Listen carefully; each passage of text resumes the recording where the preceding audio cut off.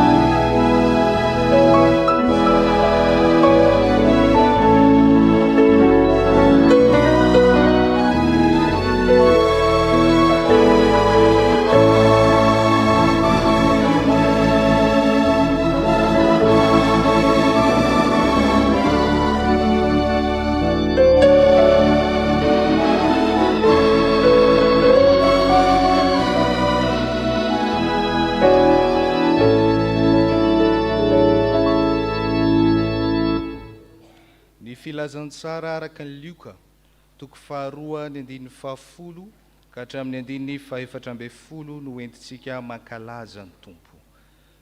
Lioka toko faharoa ny 10 ka hatramin'ny 14.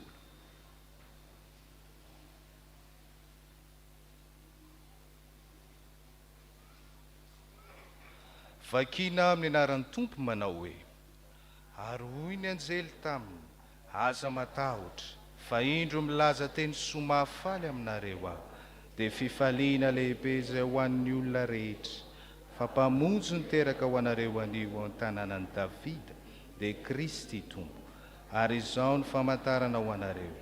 Ianareo ahita zazakely voadidina lamban-jaza sady mandry eo am-pihinanam-bilona. Ary nisy anjely marobe avy any an-danitra niseho tampoka niaraka tamin'ilay anjely teo, ka nidera n'Andriamanitra nanao hoe: voninahitra any amin'ny avo indrindra ho an'Andriamanitra, ary fiadanana ho etỳ amboniny tany amin'ny olona kasitrahany. Amen. Hivavaka isika.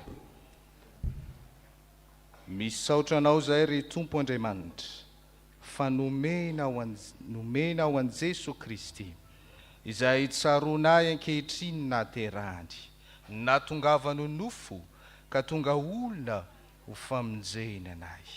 Misaotra Tompo noho ny fitiavana sy ny fanomezan-dehibe nomena ho an'izao tontolo izao. Misaotra noho ny fieveranao manokana ny fantatra anay ka nanekena ho Andriamanitra aminay. Misaotra Tompo noho ny nanomezana ho anay tombonandro ka tratra izao Krismasy izao izay fanafana ho anay.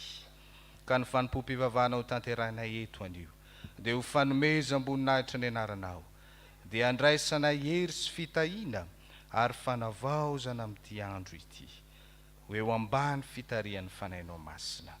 Amin'ny anaran'i Jesosy Kristy Tomponay, ilay efa nampiraisy nampiompona anay amin'ilay vavaka nampianariny manao hoe: Rainay izay ny an-danitra, ho masinany ny anaranao, ho tonga ny fanjakanao, ataony ny sitraponao ety an-tany tahaka ny any an-danitra. Meo anay n'io izay anasaza ao anay, ary mamelany elokay tahaka na milanay izay meloka taminay, ary aza mitondra anay amin'ny fakapana, manafana amin'ny ratsy, anao ny fanjakana sy ny hery ary ny voninahitra mandrakizay. Amen.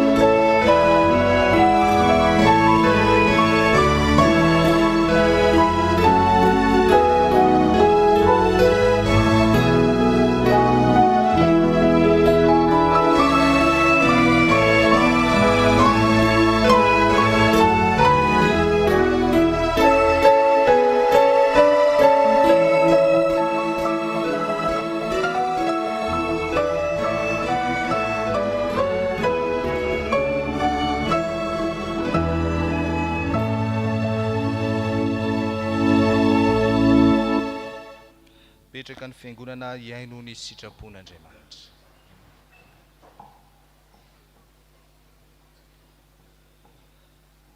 Enoy amin'ny fanajana ny teny manambara ny sitrapon'Andriamanitra izay tiany iainantsika sy velomantsika. Fa voasoratra hoe: fa Andriamanitra tsy naniraka ny zanaka ho amin'izao tontolo izao hanameloka izao tontolo izao, fa mba hamonjeny izao tontolo izao. Izay mino azy dia tsy eloina, fa izay tsy mino kosa dia efa voaheloka raha teo, satria tsy nino ny anaran'ny zanaka lahy tokan'Andriamanitra izy. Ary izao ny fanameloana, fa tonga amin'izao tontolo izao ny mazava nefa leon'ny olona ny maizina toy izay ny mazava satria ratsy ny asany. Amen. Sambatra ny mahitsy lalana izay mandeha araka lalàn'i Jehovah, sambatra izay mitandrina ny teny vavolombelony ka mitady azy amin'ny fo rehetra. Amen. Ry havana tsy natanteraka izany sitrapon'Andriamanitra izany isika, ko andeha hiaiky ny fahotantsika sy fona eo anatrehany. Hivavaka isika. Ry Andriamanitra fitiavano, ny rahanao tokoa ny zanakao lahatokana mba ho famonjena izao tontolo izao, fa tsy ho fanamelohana ho an'izao tontolo izao. Ary izany no tokony hiainanay amin'ny finoana, satria efa nomena ho anay ilay mazava, nefa indrisy Tompo. Modinay tsy hita izany, fa aleonay mitoetra ao anatin'ny maizina ihany, ka mifikitra amin'izay fanao malotony izao tontolo izao, miaina amin'ny fifankahalana fa tsy ny fifankatiavana, miaina anaty fifanenjehina tsy mifamela heloka, ka voafatotry ny ota izay. Tompo, tsaronay tokoa ankehitriny, fa hainy fahatongavan'i Jesosy Kristy dia mitondra famonjena sy fanafana ho anay. Ko mifona aminao izahay, mamelany helokay, mba ho afaka amin'izany fatorana mahazo anay izany izahay, ko diovy izay ho afa-pahotana, avao izay ao anatinay ny fanahinay, mba ho vonoka nompo anao. Ny fitiavan'i Jesosy Kristy zanakao mpamonjy anay no angatanay izany. Amen.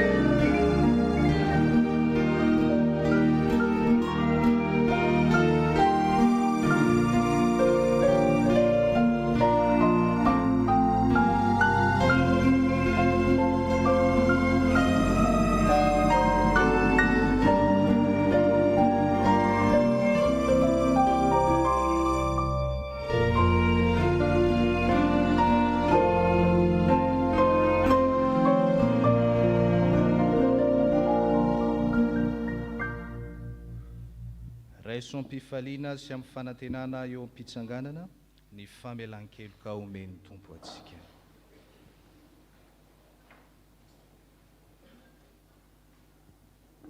Hoy ny tompo: ny olona izay mandeha amin'ny maizina dia mahita mazava lehibe, izay mitoetra amin'ny tany aloko ny fahafatesana no hiposahany mazava. Fa zaza niteraka ho antsika, zazalahy no nomenantsika, ary ny fanampahana dia ho antsorony, ary ny anarany atao hoe mahagaga, mpanolo-tsaina, Andriamanitra mahery, Ray ny mandrakizay, Andriany fiadanana. Indre manao ahoana ny fitiavana sehony ray ho antsika, dia niantsony antsika hoe zanak'Andriamanitra, sady zany tokoa isika. Ko ambara ary fa voavela ny elokarono ny anaran'ny masina, ko samia amin'ny deran'ny tompo.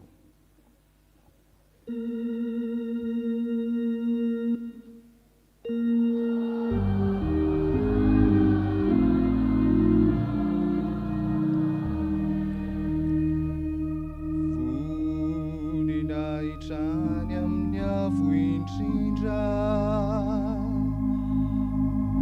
ho anatry amanitra.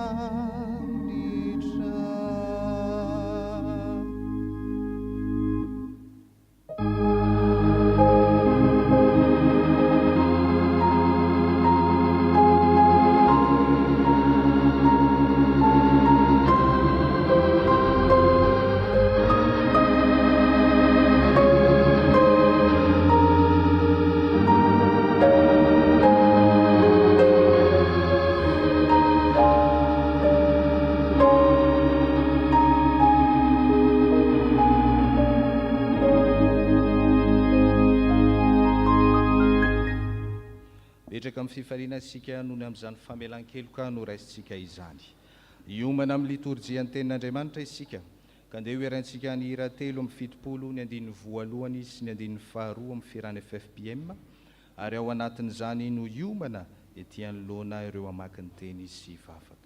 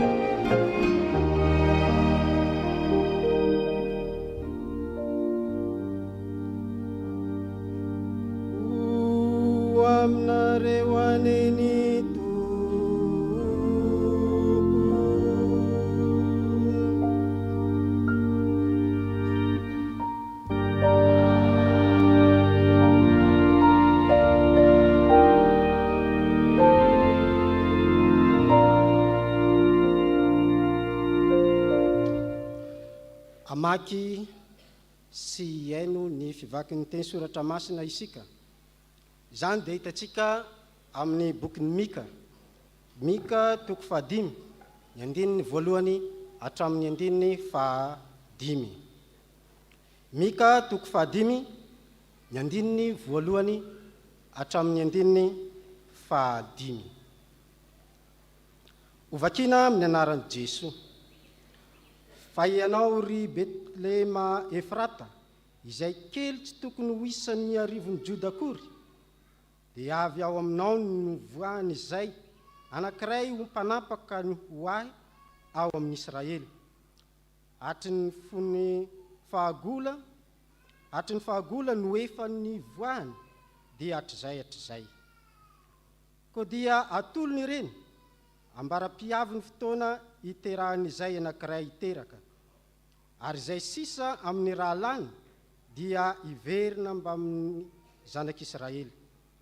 Ary hitsangana izy hiandry ny ondriny amin'ny herin'i Jehova sy amin'ny voninahitry ny anaran'i Jehova Andriamanina, ka andro fahizay ireny, fa izao no lehibe hatrany amin'ny faran'ny tany izy.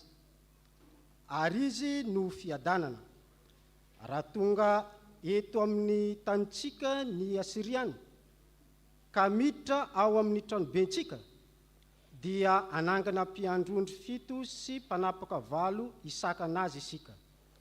Ary andaniny tany Asiria amin'ny sabatra sy ny tany Nimrod ao an-tanànany ireo. Ary izy amonjy amin'ny Asiriana raha tonga amin'ny tanitsika sady manitsaka eto amin'ny faritanitsika ireny. Amen.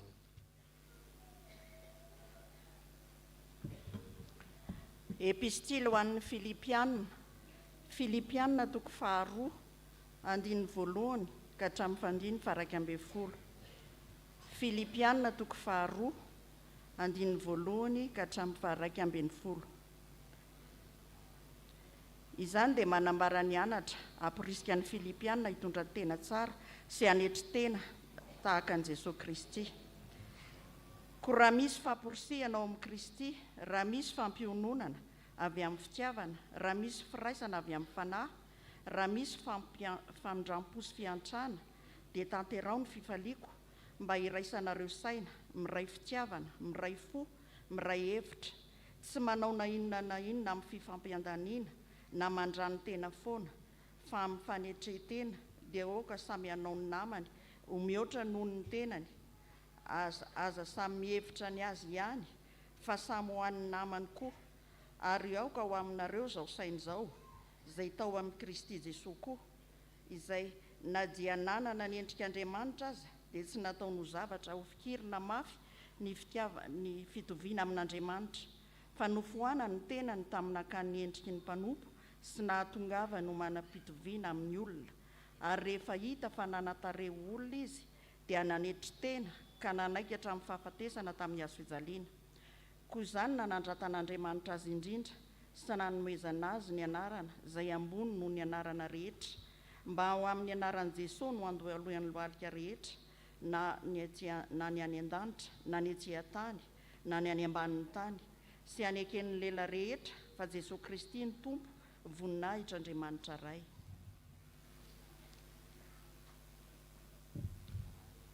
Filazany tsara araka ny lioka toko voalohany tomboka ny 5:20 ka hatramin'ny 5:20. Okitsika hitsangana ny tsaina ny filazany tsara.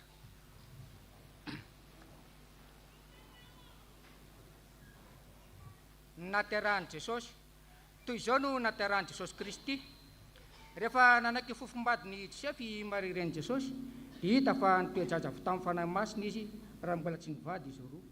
Ary Josefa vadiny izay lehilahy mana sady tsy tahanala baraka azy, dia nikasa hisaraka amin'ny mangingina. Nefa raha mbola nisaina izany izy, dia indro isanjelin'ny tompony sy tamin'ny nofy ka niteny hoe: ry Josefa zanaky Davida, aza matahotra pakatra amin'ny marivadinao, fa ny zaza ao an-kibony dia avy amin'ny fanahy masina. Koa hiteraka zazalahy izy ary ny anarany dia ataonao hoe Jesosy, satria izy namonjy ny olona no afaka amin'ny fahotany. Ary izany rehetra zany dia tonga mba hatateraka izay nampilazai ny tompony mpaminany hoe: indro ny Virjiny toe-jaja ka hiteraka zazalahy, ary ny anarany dia ataon'ny olona hoe Immanuela, zany hoe raha dika amintsika Andriamanitra. Rehefa natsaro tamin'ny torimasina ny Josefa dia nahana tanteraka izay nandiditian'ny anjelin'ny tompo azy ka napakatra amin'ny marivadiny. ary tsy nahalala azy izy mandrapiterany zazalahy ary ny anarany dia nataony hoe Jesosy. Ray masino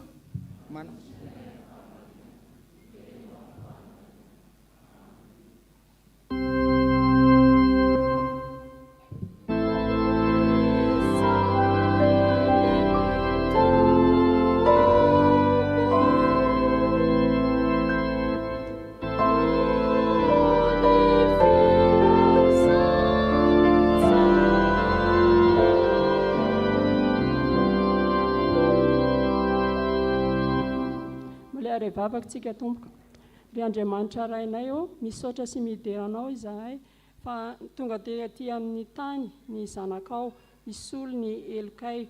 Misaotra tompo fa fitiavana lehibe nomenao anay. Misaotra anao ihany koa izahay fa voavaky taminay teo ny teninao. Ankehitriny ary tonga ny ora sy fotoana hitondran'ny mpanomponao izany afatra avy amin'ny teninao izany dia mangataka ny fanahy masina izay ray ho arotsakao aminay tsirairay avy na ho amin'ny mpitory ny teny na ho anay mpiaino.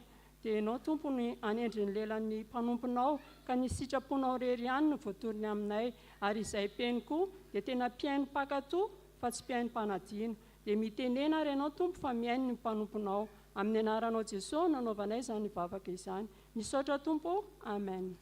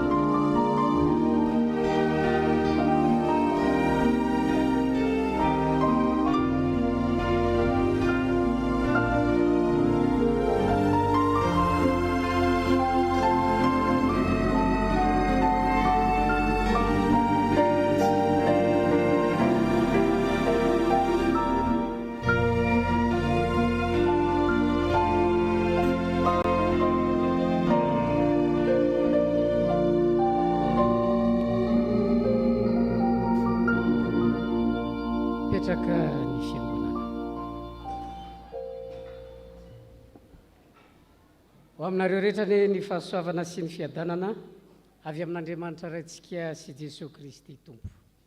Ny filazantsara araka ny Matio toko voalohany. Matio toko voalohany ny 9:20 ka hatramin'ny 9:520 izay efa novakiana tamintsika teo no angalantsika ny afatry ny tenin'Andriamanitra. Krismasy, andro izay fatatsika rehetra ary ambaran'ny soratra masina ihany koa. Raha miatrika izao andro krismasy izao sika, inona no hafatra ny amin'ny ahatsiarovatsika nahatongavan'ny Jesosy Kristy ety ambonin'ny tany.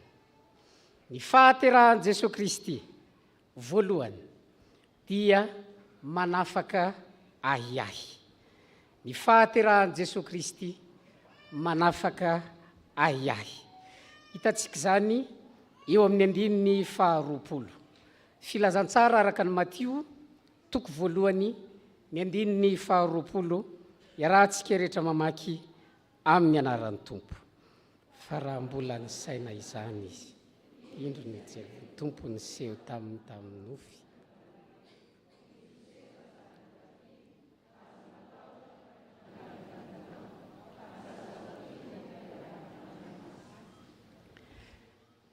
I Josefa dia fofombadin'ny Maria ary Maria fofombadin'ny Josefa. Efa niaina tao anatin'izay izy roa reto. Teo amin'ny Jiosy mandritry ny heri-taona eo a ny fotoana iainana ny fifamofona. Ny mpifamofo dia voafehiny lalàna momba ny fanambadiana, zany hoe na dia mbola misara toerana aza dia tsy mahazo misaraka satria efa voafatotra raha tsy noho ny antony manokana. Eto anefa isika dia mahita fa raha tsy mbola niara-nitoetra i Maria sy Josefa dia hita fa nitoejaza i Maria. Ny soratra masina moa eto miteny hoe i Josefa dia tsy te hanala baraka any Maria ka nikasa hametraka azy mangingina. Dikan'ilay hoe hametraka azy mangingina dia izao hoe hisaraka aminy mangingina. Io fisarahana mangingina io dia izao.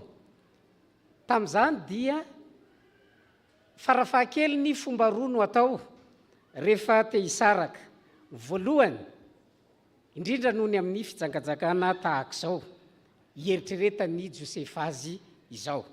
Voalohany, ilay vehivavy entiny eny ivelan'ny tanàna ambara amin'ny vahoaka dia hiara-ny fitsaram-bahoaka toraham-bato. Ny faharoa, ity ataon'ny Josefa ity dia apetraka mangingina, izany hoe maka vavolombelona roa, ireo vavolombelona roa ireo no manamarina fa tena mijangajanga tokoa ilay vehivavy.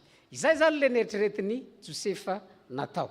Raha mbola nieritreritra an'izany Josefa dia indro tonga ny anjely niteny sy nampahafantatra any Josefa ny amin'izay ahiahy sy tebiteby momba ny vadiny fofombadiny izay.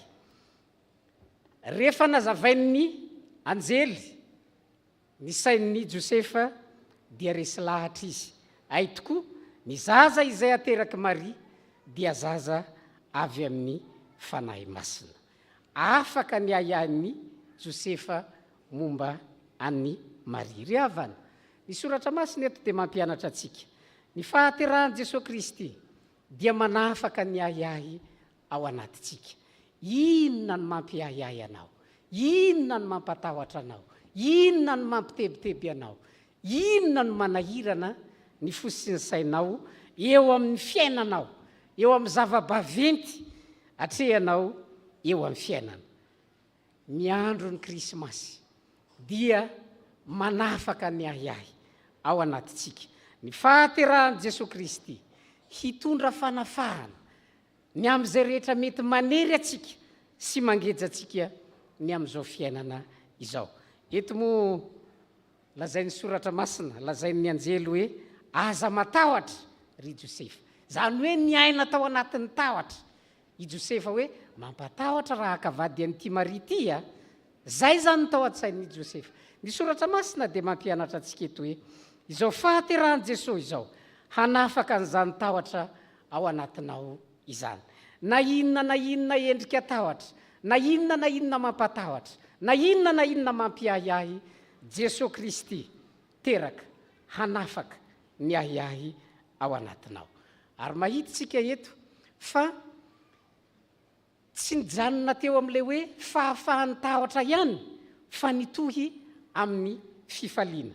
Ny antony dia izao, rehefa fantatra Josefa fa ny zaza zay ao ankibony Maria dia io ilay Mesia nampanantenaina, io ilay Kristy nampanantenaina hitondra famonjena sy fanafahana ho an'izao tontolo izao dia niova ho fifaliana izany.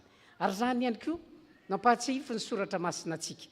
Ny andro ny Krismasy dia andro izay mety nanananao ahiahy teo amin'ny fiainanao tamin'ny olana maro samihafa natrehana, fa ity andro anio ity kosa hanafaka anao ao anatin'ny ahiahy ka hitarika atsika ho any amin'ny fifaliana.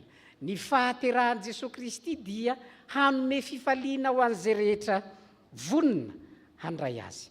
Ary zany no ampahatsivana atsika amin'ity andro anio ity. Raiso teraka ao anatinao, raiso teraka ao am-ponao Jesosy Kristy.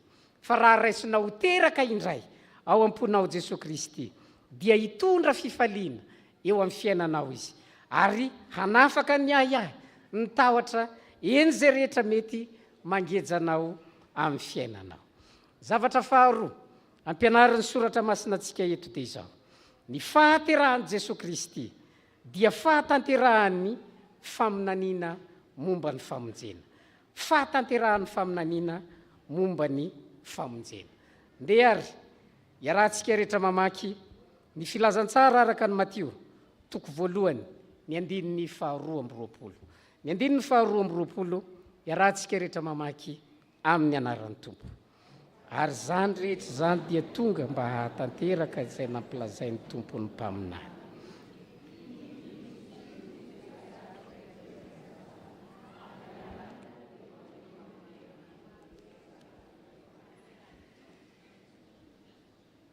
Faminaniana tamin'ny andron'ny Isaia no tanterina eto amin'ny bokin'ny Matio. Io faminaniana tamin'ny andron'ny Isaia io dia tahaka izao ny zavatra nitranga. Ahaza no mpanjaka tao amin'ny firenen'i Joda tamin'izany fotoana. Tonga ny firenen'i Siria andeha haka any Jerosalema. Natahotra i Ahaza satria firenena matanjaka Siria tamin'izany. Rehefa natahotra i Ahaza dia tonga ny mpaminany Isaia niteny tamin'ny Ahaza mpanjaka hoe: aza matahotra ianao fa tsy ho tafiditra ao an-tanàna Jerosalema ireto miaramila ny Siriana ireto. Tsy nino an'izany i Ahaza dia hoy Isaia. Rehefa tsy nino Ahaza dia hoy Isaia hoe: zao are, mangataha famantarana avy amin'ny Jehovah ianao. Fa omeny Jehovah famantarana ianao dia ho hitanao fa tsy ho tafiditra eto amin'ny tanintsika ny Siriana. Dia hoy Ahaza hoe: tsy angataka famantarana amin'ny Jehovah, fa raha mangataka famantarana aho dia maka fanahy an'i Jehovah, fa tsy maintsy ho tafiditra eto amintsika ny miaramilan'ny Siriana. Rehefa tsy nangataka famantarana i Ahaza dia hoy Isaia: raha izany ary dia omena famantarana ianao. Rehefa tsy nino izy dia nomena famantarana. Inona ny famantarana nomena azy? Indro anananaka ny Virjiny ka hiteraka zazalahy, ary ny anarany atao hoe Imanoela, amintsika Andriamanitra.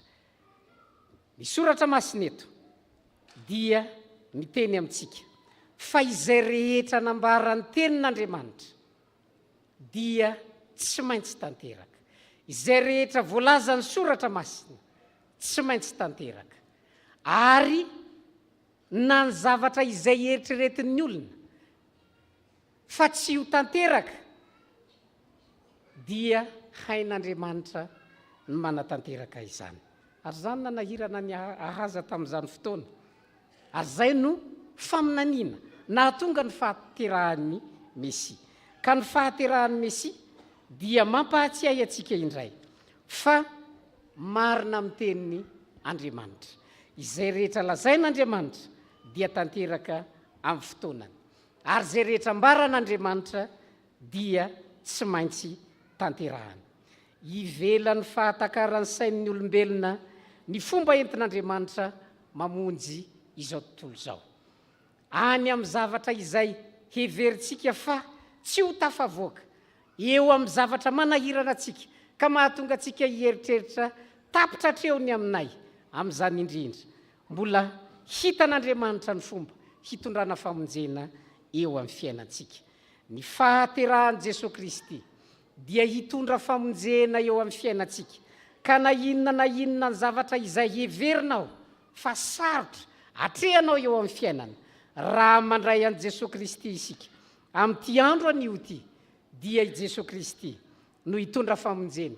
Ary zany no antony anatanteran'Andriamanitra ny teny fikasana, ny teny fampanantenana ary ny fanatanteran'Andriamanitra ny faminaniana rehetra izay nambara dia mikendry famonjena ho an'ny olona izay mino azy. Raha teraka i Jesosy, amin'ny fomba ahoana tokoa no entin'i Jesosy Kristy hamonjy izao tontolo izao. Farafahakeliny reto no fomba inentin'i Jesosy Kristy mitondra famonjena ety amin'izao tontolo izao. Voalohany dia maneho ny momba an'Andriamanitra. Tsy fantatry ny olon'Andriamanitra, tsy hain'ny olona zany Andriamanitra any amin'ny afiny zany. Tsy fantatry ny olona zany. Fa ny fahatongavan'i Jesosy Kristy tety ambonin'ny tany nampahafantatra ny olona ny amin'izany Andriamanitra izany. Ny zavatra faharoa, Jesosy Kristy manome ohatra ny amin'izany fiarahana miaina amin'Andriamanitra izany. Modely tamin'ny fiarahana miaina amin'Andriamanitra, fiainana ny fomba fifandraisana amin'Andriamanitra nasehon'i Jesosy Kristy tety amin'izao tontolo izao. Ho fianarana ho antsika. Nahatongavan'i Jesosy Kristy hividy ny olombelona amin'ny fahotana. Efa very isika. Efa voavidin'i Jesosy Kristy koa nefa izay rehetra mino. Rehefa manakino an' Jesosy Kristy ianao, dia efa novidian'i Jesosy Kristy tamin'ny rany, satria izany no antony nahatongavany tety amin'izao tontolo izao. Hitondra famonjena ho an'izao tontolo izao no antony fahatanterahan'ny faminaniana momba ny famonjena. Efa tanteraka ny faminaniana momba ny fahaterahan'ny Mesia, fa safidin'ny olona tsirairay na handray ny famonjena izay nentin'i Jesosy Kristy izy na tsia. Ankehitriny ary miombona isika, miara-paly isika, mahatsiaro ny nahaterahan'i Kristy. Noho izany dia izao, raiso ny famonjena izay nentin'i Jesosy Kristy. Ekeo eo amin'ny fiainanao hiaina ny famonjena nentin'i Jesosy Kristy, fa izany no antony nahatonga an'Andriamanitra nanatanteraka ny teny fampanantenana izay nataony. Etam-pamarana anary, ny afatra ho antsika dia izao. Ny fahaterahan'i Jesosy Kristy, voalohany, manafaka ny ahiahy ao anatin'ny olona. Inona ny zavatra mampiahiahy anao? Inona ny mampatahotra anao? Ny amin'ny fiainana ankehitriny, ny amin'ny fiainana ho avy, izany no antony nahatongavan'i Jesosy Kristy. Tonga Jesosy Kristy hanafaka ny tahotra, hanafaka ny ahiahy ao anatinao. Ekeo Jesosy Kristy ho teraka indray ao anatinao, ary ny fanekena an' Jesosy Kristy ho teraka ao anatintsika dia midika fahafahan'ny ahiahy sy ny tahotra ao anatintsika. Zavatra faharoa nambara tamintsika teo dia izao: ny fahaterahan'i Jesosy Kristy dia fahatanterahan'ny faminanian'ny mpamonjena izay nataon'Andriamanitra. Tsy maintsy tanteraka ny teny nambaran'Andriamanitra, ary ny fahatanterahan'ny teny faminaniana izay nataon'Andriamanitra dia mikendry famonjena ho an'ny olona izay mino. Koa raha manaiky ianao anio handray an' Jesosy Kristy amin'ny finoana, dia ho tanteraka aminao tokoa, ho tanteraka amintsika ny famonjena izay nentiny dia tamin'ny nividianany atsika tamin'ny alalan'ny rany latsaka teo amin'ny hazo fijaliana. Engane eo amintsika izany teny izany, ho an'Andriamanitra irery ny voninahitra. Amen.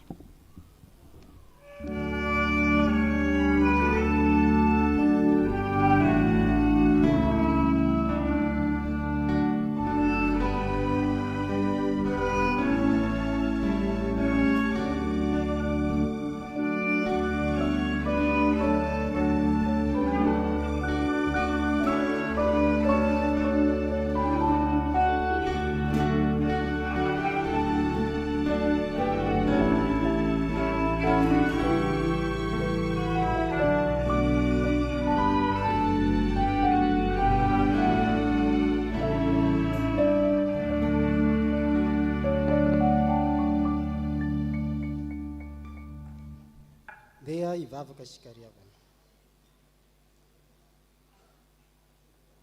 Tsy hainay ny tsy hisaotranao Andriamanitra tomponay io, fa Andriamanitra miteny aminay mandraka hariva ianao, ary mavelona famontenanay ao aty anatinay izany teny ambaranao amin'ny alalan'ny afatra izay nampitondrainao ny mpanomponao. Misaotranao izahay ny amin'ny ity fotoana ity izay nandraisanay ny afatra avy taminao. izay manambara ny fahaterahanao Jesosy Kristy ka manafaka aiahy. Inona ino ny aiahy taty anatinay ny amin'ny fiainana sy amin'ny olana maro samihafa, ka noho ny fahaterahanao Jesosy Kristy dia afaka izany aiahinay izany, satria ianao Jesosy Kristy tokoa ilay mpanafaka sy mpamonjy anay. Ianao no manafaka anay amin'ny zavatra rehetra, mampanahy anay sy mampiahiahy anay eo amin'ny fiainanay. Misaotra anao ny amin'ny fanoloran-tenanao tonga taty amin'izao tontolo izao mba hanafaka izany aiahinay izany. Ny fahaterahanao Jesosy Kristy ihany koa dia fahatanterahany ny faminaniana momba ny famonjena. Ianao Andriamanitra marina mandrakariva amin'ny teninao, satria izay rehetra ambaranao dia tanteraka avokoa, ary izay nampanantenanao tamin'ny alalan'ireo mpaminany dia ny famonjena amin'ny alalan'ny fahatongavan'i Jesosy Kristy zanakao ao nofo tonga teto ambonin'ny tany, dia manambara ilay famonjena ho anay tsirairay avy. Ary midika izany fa ianao Andriamanitra mihitsy no tonga miara-monina aminay. Makasitraka Tompo, fa na dia tsinitsinina mpanota zay, fa nanetry tena ianao hiara-monina aminay tamin'ny alalan'i Jesosy Kristy zanakao ny rahanao hamonjy anay. Ankehitriny Tompo, dia mivavaka aminao zahay, indrindra fa ny amin'ny kristianina rehetra manompo anao mba hanaiky sy hankatohan'ny Kristy mba ho tena ho teraka ho ampony tokoa ianao Jesosy Kristy, mba hatonga azy ho afaka amin'ny ahiahy rehetra, ary atsapany fa ny nahatongavanao dia fahatanterahany famonjena, ary natanteraka izany famonjena tianao iainanay olombelona rehetra, indrindra fa izao tontolo izao mihitsy nahatongavanao.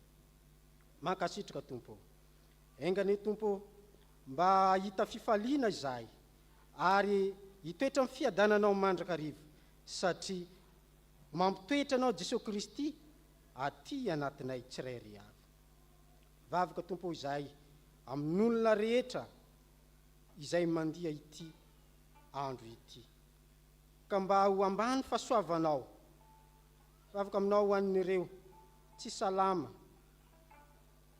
izay rehetra tokony mba hanompo anao amin'ity andro ity nefa tsy afaka noho izany tsy fahasalamana izany, dia ianao Andriamanitra ny hijery ny tsirairay avy mba me fitahina hanatanteraka ilay fanafana izay tanterahanao Jesosy Kristy.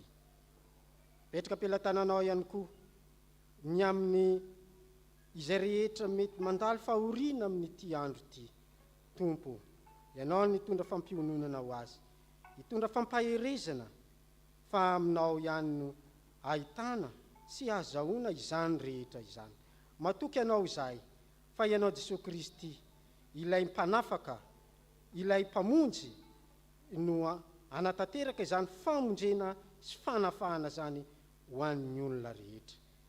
Ho apetraka am-pelantananao izany vavaka zany, voninahitra anaranao irery ihany, amin'ny anaran'i Jesosy Kristy Tompo.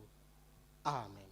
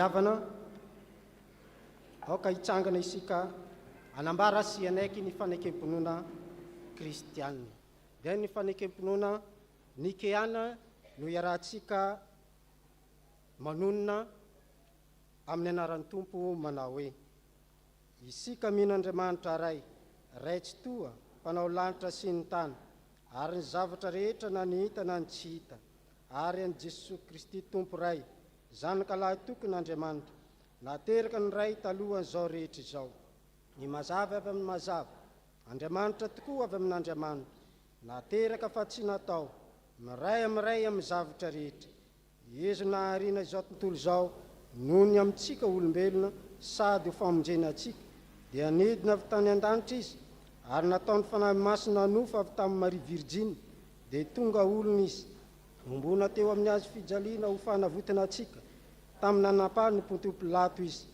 maty izy ka nalevy nitsangana tamin'ny maty tamin'ny andro fahatelo araka izay voasoratra izy niakatra ho any an-danitra izy ary nipetrika eo an-tanakavanany ray avy any ny haven'ny ray amin'ny voninahitra hitsara ny velona sy ny maty ary mandrika izay ny fanjakana isika mino ny fanahy masina tompo sady mpanome aina izay avy amin'ny ray sy ny zanaka ka hitsaona sy ankalazaina miaraka amin'ny ray sy ny zanaka fiangonana iray masina miorina amin'ny fanambarana apôstôly ary manera zao tontolo izao isika manaiky batisa iray ho famelan-keloka sady manantena ny fitsanganany maty ary fiainana mandrika izay amen. Aoka hipetraka ny fiangonana.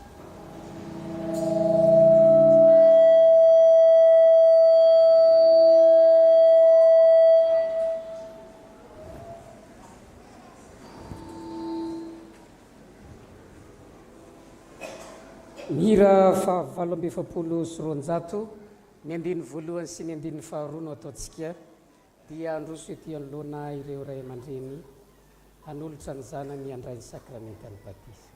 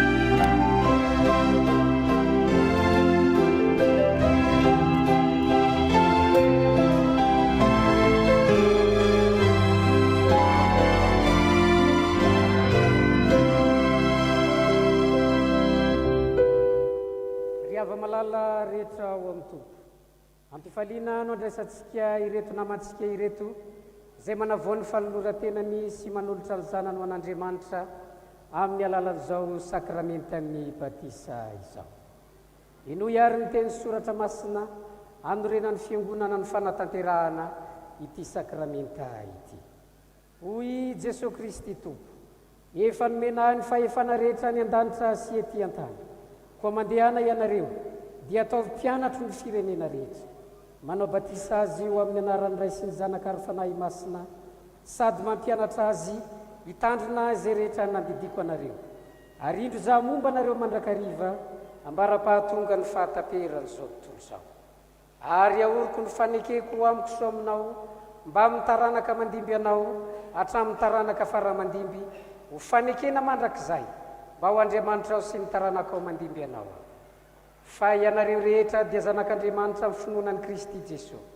Fa na iza ianareo no atao batisa ho an'i Kristy dia mitafy an'i Kristy.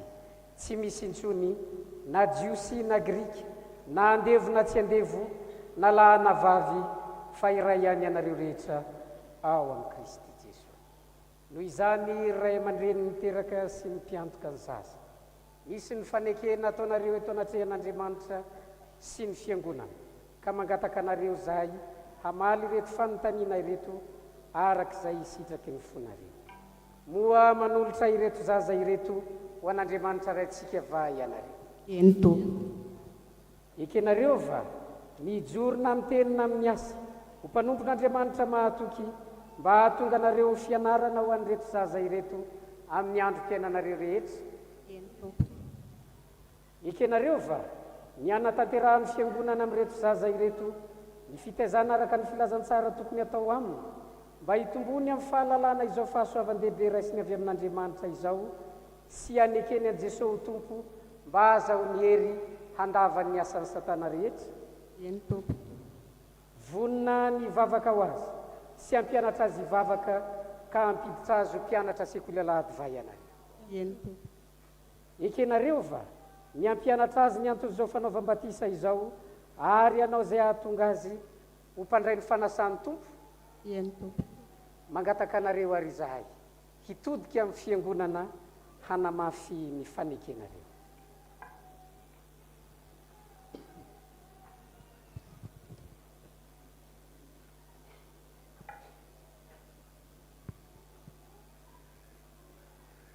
Manolotra ny zanakay ho an'Andriamanitra raintsika izahay ekenay mijorona amin'ny teny na amin'ny asa ho mpanompon'Andriamanitra mahatoky mba hahatonga anay ho fianaran'ny zanakay amin'ny androm-piainanay rehetra. Ekenay ny anateterahan'ny fiangonana amin'ny zanakay ny fitaizana rehetra araka ny filazantsara tokony atao aminy mba hitombony amin'ny fahalalana izao fahasoavan-dehibe raisiny avy amin'Andriamanitra izao sy anekeny an'i Jesosy Tompo mba ahazony hery handavan'ny asan'ny Satana rehetra. Vonina ny hivavaka ho azy sy hampianatra azy hivavaka ka hampiditra azy ho mpianatra sekoly alahady izahay. Ekenay ny hampianatra azy ny anton'izao fanaovam-batisa izao ary ezahinay ny hitaona azy ho mpandray ny fanasan'ny Tompo. Ny herin'Andriamanitra no ekinanay hanatanteranay izany. Amen. Efa ren'Andriamanitra ny fanekenareo matoky azy hanampy anareo amin'izao andraikitra masina nekenareo zao izy fa ny heriny dia tanterahana amin'ny fahalemena. Isika fiangonana Koriava dia tompon'andraikitra eo anatrehan'Andriamanitra amin'ny zaza rehetra efa noraisitsika. Aoka ry isika hiara-hitsangana hivavaka.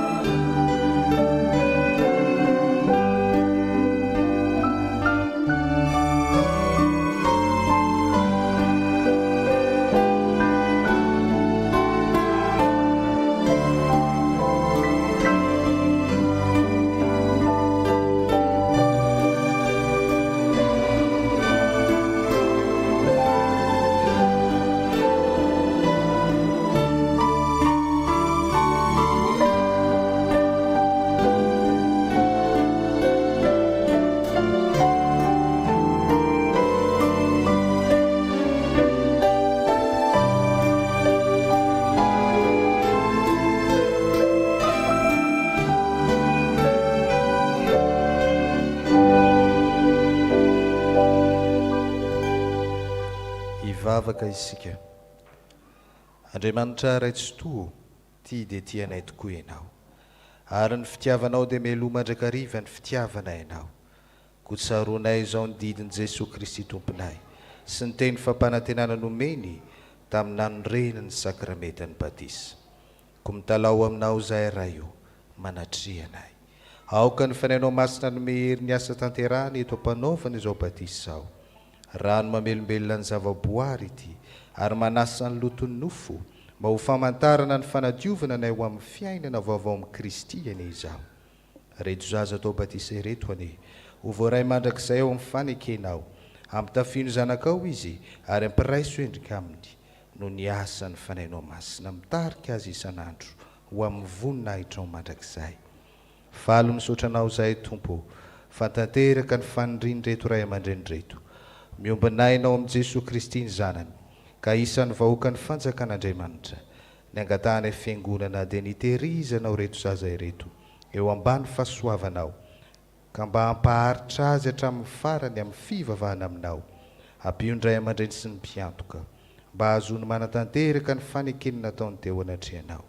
Mba ny fahasoavanao any aniezaka rehetra ataon'ny fianakaviana sy ny ray aman-dreny ary ny fiangonana amin'ny fitezana ireto zaza ireto.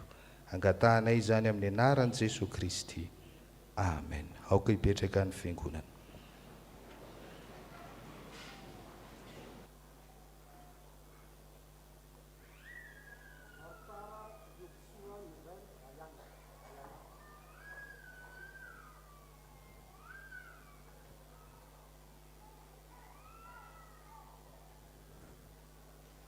Izaho manao batisanao ho amin'ny anaran'ny Ray sy ny Zanaka ary ny fanahy masina. Ho aminao anie ny tompontsika. Amen.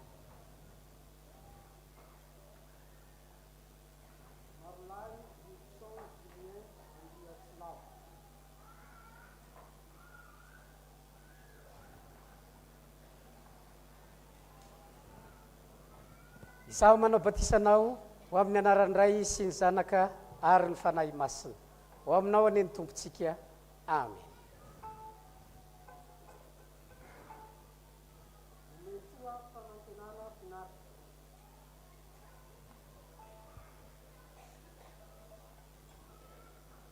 Izaho manao batisanao ho amin'ny anaran'ny Ray sy ny Zanaka ary ny fanahy masina. Ho aminao anie ny tompontsika. Amen.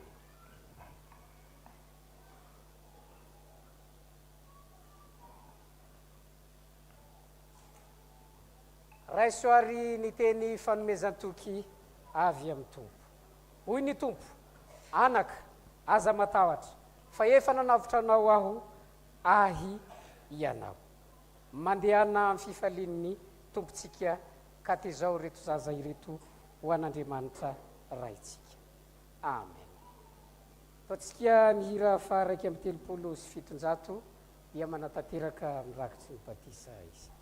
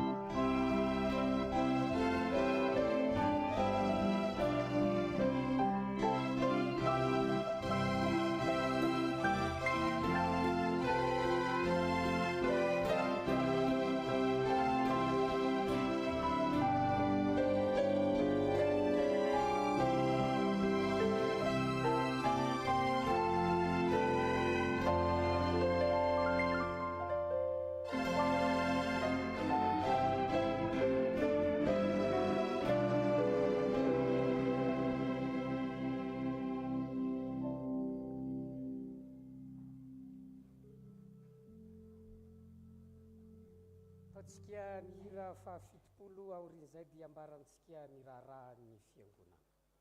Hira fahafitopolo ny andin'ny voalohany sy ny andin'ny faharoa ary ny andin'ny fahatelo.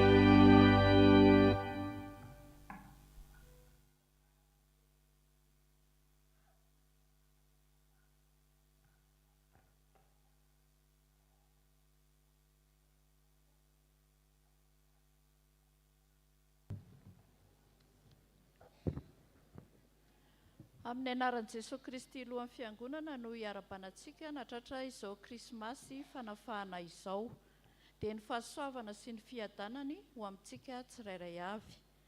Ary indro hitoejaza ianao ka hiteraka zazalahy, ary ny anarany dia ataonao hoe Jesoa, izy ho lehibe ka atao hoe zanaky ny avy indrindra. Luka 1:1-7 sy 2:7. Toy izao indray vaovao tamin'izao maraina izao. Ny mpitandrina sy ny birao fiangonana dia afaly manasantsika mpianakavin'ny finoana hiaraka iombom-bavaka ho fisaorana an'Andriamanitra noho ny famaranana ny taona. Izany dia atao ny talata 3 Desambra manomboka amin'ny 5:00. Ny sampana tompona anjara amin'io fotoana io dia ny 𝗞𝗥𝗜𝗦𝗦 sy ny 𝗞𝗥𝗜𝗦𝗬. Ny aumônier militaire national Dr 𝗞𝗥𝗜𝗦𝗦 mpitandrina sy ny ankohonany dia faly miara-abanao noho ny krismasy 420 ary mirary taom-baovao 520 feno fambiazana. Dia anakarena amin'ny zavatra rehetra ianareo ka androso amin'ny tsipo izay mahatonga ny fisaorana an'Andriamanitra. Korintiana 2:8-9. Vaovao avy amin'ny sampana VFL fiadanana. Mivarotra mofo mamy sy masira ny sampana ka manasantsika rehetra handray anjara amin'izany ho fampandrosoana ny sampana sy ny asany. Ny komity 15 taona ny fankalazana ny VFL, ny alahady 7 ny volana Desambra izao no fotoana famaranana ny fankalazana sady fitokanana ny tsangam-bato, koa dia manasantsika mpianakavin'ny finoana hifanotrina amin'izany fotoan-dehibe izany ary hifampitrotro am-bavaka. Sampana sekoly anio hariva no fankalazana ny krismasy fanafahana manomboka amin'ny 3 ora tolakandro. Ny fahatongavan'ny mpianatra dia amin'ny 2 ora tolakandro. Izay indray vaovao iray voninahitra ho azy irery ihany.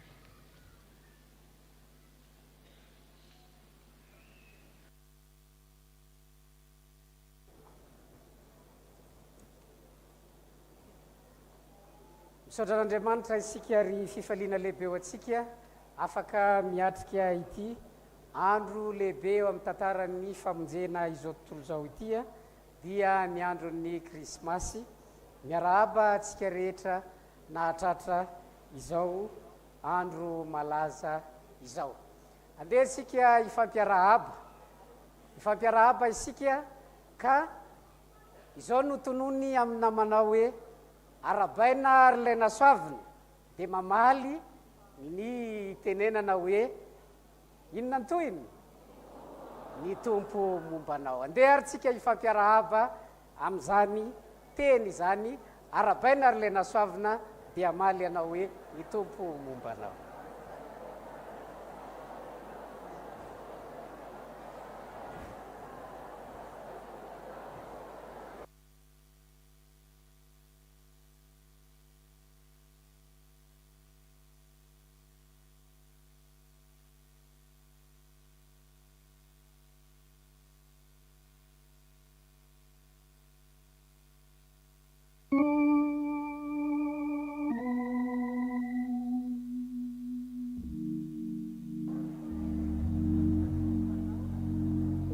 Eny ary tompoko,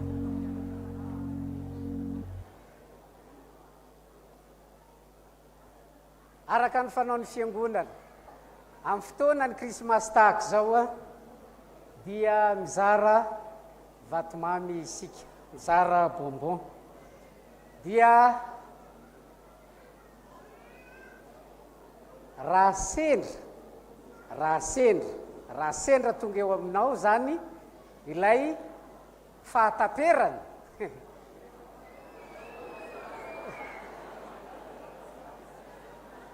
tokony ho ampy le izy, fa raha sendra tonga eo aminao lany le izy dia any an-trano mihinana petsapetsaka kokoa. Eny ary tompoko, misaotra an'Andriamanitra isika nafahatsika mifa lehibe ity.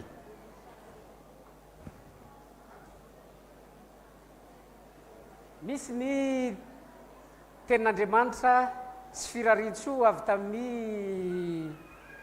pasteur mianakavy teo a dia zaraina mandritry ny fotoana mahamety azy zay a dia manatanteraka ny fandaminana mahakasika an'izay ny dekona anatanteraka ny rakitra isika ka hanao hira ny koral ao anatin'izay.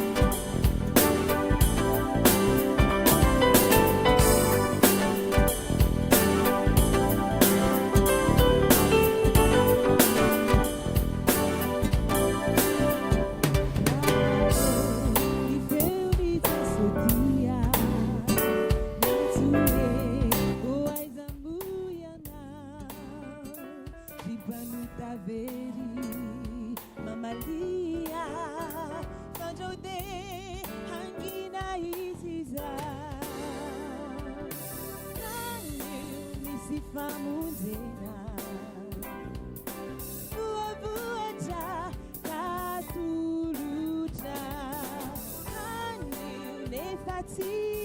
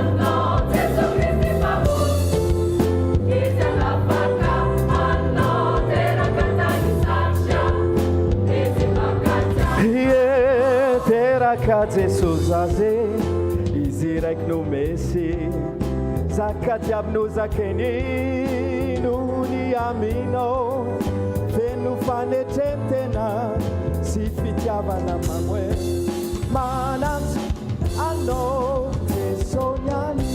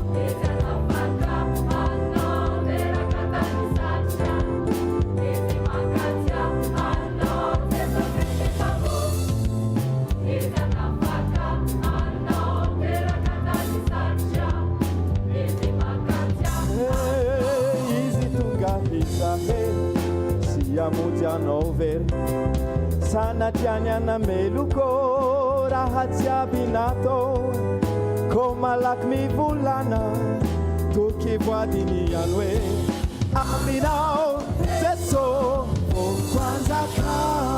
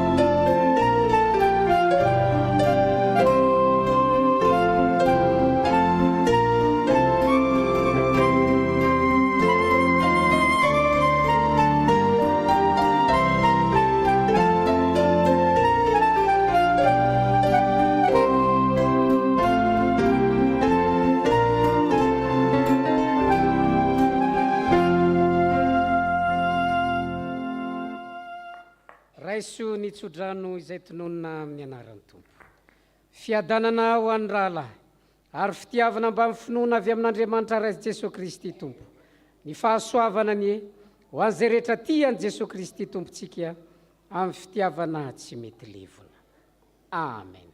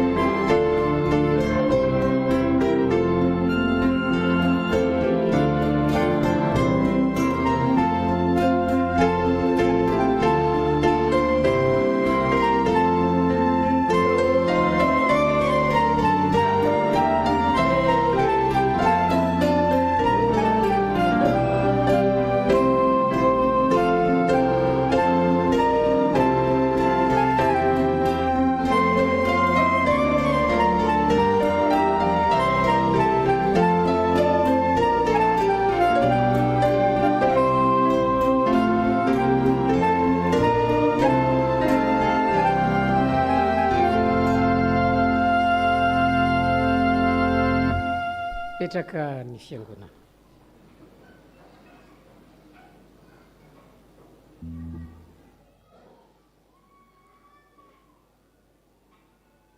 Ho an'Andriamanitra irery ny voninahitra amin'ny anaran'ny Ray sy ny Sana ary ny fanahy masina. Ho antsika izay efa nihinana an'ilay bonbon dia mba samy miondrika kely hoe sao dia latsaka ao amin'ny latsaka ao le foniny dia mba raisina tsy avelantsika ato anatin'ny tranon'ny fiangonana fa mbola hiatrika ny tolakandro isika.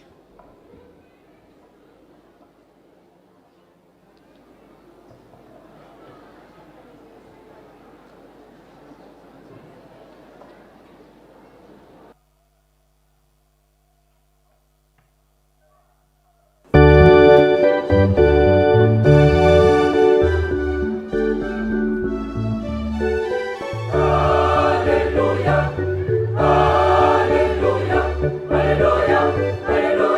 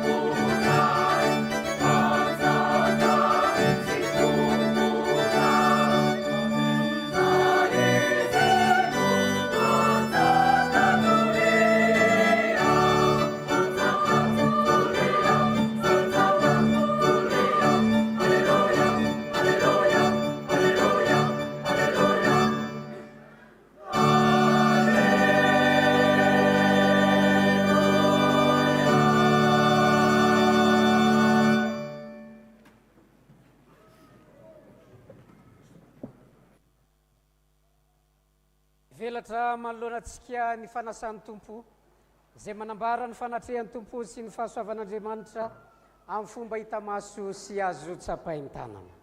Asandrato amin'ny tompo ny fontsika. Hoy soratra masina, fa zaza niteraka ho atsika, zazalahy nomenatsika, ary ny fanapahana dia ho antsorona, ary ny anarany atao hoe mahagaga, mpanolo-tsaina, Andriamanitra mahery, rainy mandrakizay, andrian'ny fiadanana. Ivavaka isika. Tompo, mendrika sy marina ny midera sy misaotra ary mankalazanao, ny mivavaka aminao amin'ny toerana rehetra isi ny fanapahanao. Fa Andriamanitra tsy azo tononona ianao, saro-pantarina, tsy hita, tsy takatry ny saina, hatrizay ka ho mandrakizay, ary tsy miova na ianao, na ny zanakao lahy tokana, na ny fanahinao masina. Nahary anay avy tamin'ny tsy misy ianao, nanome anay ny fahavelomana, ary rehefa lavo izahay, dia sitrakao ny nampiarina anay, tsy nitsahatra ny manao ny zavatra rehetra ho anay ianao, ambara-pahatonganao anay ho any an-danitra, ka anomezanao anay ny fanjakanao rahatr'izay. Koa misaotra anao izahay, misaotra ny zanakao lahy tokana, misaotra ny fanahinao masina, noho izany rehetra izany, sy noho ny zavatsoa rehetra natobaka ao anay, na fantatray, na tsy fantatray, ary na miariary, na miafina. Misaotra anao koa izahay, noho ny aneken'ny famindraponao izao fanompompivavahana ataonay izao, na dia eo anatrehanao lalandava, manompo anao mandrakariva azy, miaraka anjely arivoarivo, mianjely alinalina, mba amin'ny kerobima sy ny serafima rakotry ny elany, mianta aminao izahay, mba hamela ny feonay, ikambana amin'ny feon'izy ireo, ka ioby anao ampanetretena manao hoe.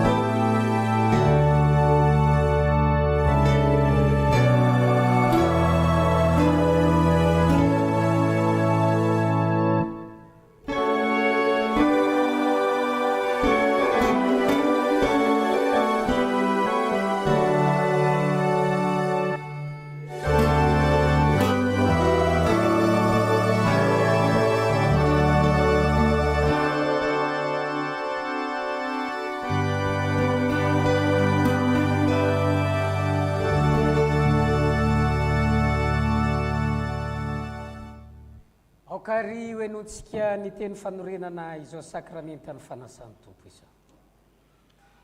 Fa i Jesosy tompo tamin'iny aliny izay namadiana azy, dia nandray ny mofo, ary rehefa nisaotra izy, dia nivakiny, ka hoy izy, raiso hano, ity ny tenako izay omena ho anareo, izao natao fahatsiarovana. Dia araka izany koa ny kapoaka rehefa nihinana, dia hoy izy, misy tro amin'ny tena rehetra fa iteny rako ny amin'ny fanekena vaovao izay alatsiko ho an'ny rehetra ho famelan-kelo, izao natao fahatsiarovana, naoviana no misotro ianareo. Fa naoviana ianareo no mihinana itony mofo itony sy misotro amin'ny kapoaka, dia manambara ny fahafatesan'ny tompo ianareo mandra-piavy. Vavaka isika. Noho izany ry tompo rainy an-danitro, dia mankatony nandidiny zanakao ataonay izahay, ka mahatsiaro ny zavatra rehetra no tanterahano anay. Ny fihinanam-bilon'ny Betlehemy, ny azo fijalian'ny Kalvari, ny fasan'ny Josefa avy any Arimatia, ny fitsanganany velona ny maraina ny alahady, ny fiakarany tany an-danitra, ny fipetrahany ankavanan'Andriamanitra ray, ary ny fiaviany ray amboninahitra. Ray masina sy marina, indreto izahay, mahatsiaro ilay fanatitra tokana sy tanteraka naterinay indray mandeha monja ho anay, teo amin'ny azo fijaliana, tamin'ny alalan'i Jesosy Kristy tomponay. Eto ampiandrasana amin'ny mpifaliana ny fiverenana, dia manolotra ny tenanay ho fanatitra velona sy masina ho anao izahay. ry tompo ray ny an-danitro aidino aminay ny fananao masina aidino am'ireto famantarana ireto mba hanambarany tena sy ny rano Jesosy Kristy zanakao fa ianao efa nanomeny fananao ho an'ny mpaminany ianao efa nampidina azy ho an'ny apôstôly masina ary ianao efa nampanantena ny fiangonanao fa omba azy mandrakariva ambara-pahatonga ny fahataperan'izao tontolo zao ny fananao masina ny hiasa aminay tsirairay ampisinda ny tahotra ny fitsarana sy ny fanameloa izy kosa ny ahatonga izao sakramenta izao ahavokatsoa ny fiainanay dia famelan-keloka firaisana ny fanahy masina fiainam-baovao fanantenana feno ny fanjakan'ny lanitra ary fahatokina eo anatrehanao Andriamanitra tompo sy mpamonjy anay miaino anay ry Andriamanitra tsy toa amin'ny alalan'i Jesosy Kristy tomponay izay omem-boninahitra sy laza amin'ny firaisana amin'ny fanahy masina miaraka aminao ray any an-danitra mandrakizay amen. Ny mofo izay vankina ho antsika dia firaisana amin'ny tenan'i Jesosy Kristy tompontsika izay novakina ho antsika satria iray ihany ny mofo isika koa dia tena iray ihany isika na dia maro aza fa isika rehetra dia samy mandray amin'izany mofo iray izany avokoa. Ny kapoka ny fisaoran'izay sorantsika dia firaisana amin'ny rano Jesosy Kristy tompontsika dia rano fanekena vaovao izay nalatsaka ho antsika. Hoy Jesosy Kristy tompo andeha fa efa voatra vopo izao ny zavatra rehetra petraka ny fiangonana.